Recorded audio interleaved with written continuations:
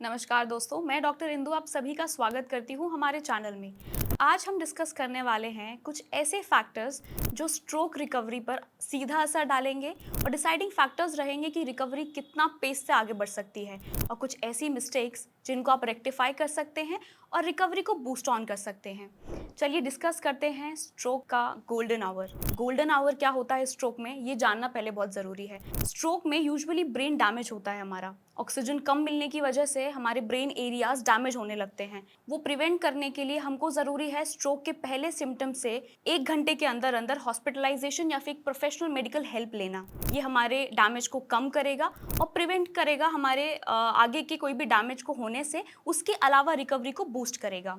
Usually हम लोग patient को बोलते हैं कि मैकेनिकल थ्रोम्बेक्टोमी यानी थ्रोम्बस क्लॉट को रिमूव करने के लिए सर्जिकल प्रोसेस पेशेंट 24 घंटे के अंदर अंदर करवा ले तो बेटर रहता है।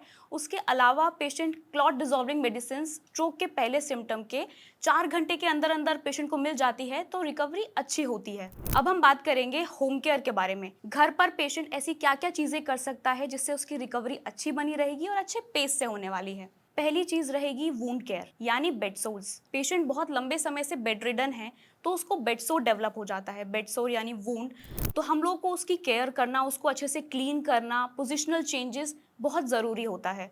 उसके अलावा कुछ ऐसे कुशंस या फिर बेड्स आते हैं जो हम मॉडिफिकेशन के तौर पे इस्तेमाल कर सकते हैं जिससे बेड सोर प्रिवेंट हो सकते हैं। उसके अलावा नए बेड सोर नहीं बनेंगे।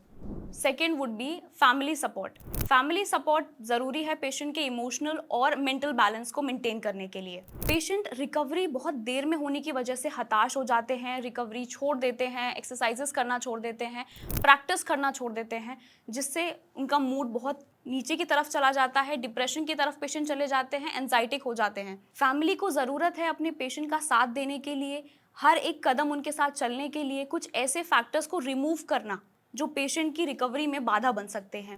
उसके अलावा पेशेंट अगर प्रोलॉन्ग हॉस्पिटलाइजेशन यानी लंबे समय अस्पताल में रहकर आए हैं और रिकवरी स्टार्ट कर रहे हैं, मोबिलिटी स्टार्ट कर रहे हैं, तो घर से कुछ ऐसी चीज़ें रिमूव कर देना जो उनको फॉल करवा सकती हैं यानी गिरवा सकती हैं। कुछ ऐसी चीज़ें हम लोग घर में इंस्टॉल कर सकते हैं जैसे ग्रैब बार्स, जिससे पेशेंट वॉशरूम इजीली यूज़ कर सकता है, या फिर कुछ एक्सरसाइजेस करना है, लंबी वॉक कर रहे हैं घर में तो फिर पकड़ सकते हैं उनको ताकि गिरे नहीं पेशेंट। थर्ड, हम लोग बात करेंगे अपनी रिहैबिलिटेशन के बारे में, पेशेंट की एक्सरसाइज के बारे में, मोबिलिटी के बारे में।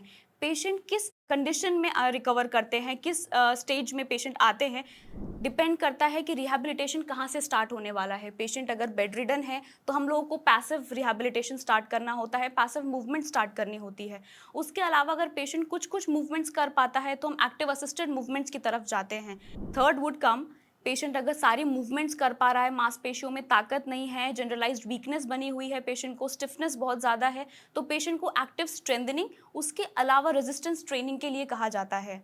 दोस्तों, ये वीडियो उनके लिए थी जो अपने रिकवरी को बूस्ट करना चाहते हैं, अपनी मिस्टेक्स को रेक्टिफाई करके रिकवरी की तरफ जाना चाहते हैं। फैमिली सपोर्ट, वुंड केयर, उसके अलावा आपकी एक्सरसाइजेस ज़रूरी रहेंगी इस प्रोसेस में। मिलते हैं अगली वीडियो में, तब तक के लिए धन्यवाद, ध्यान रखिए।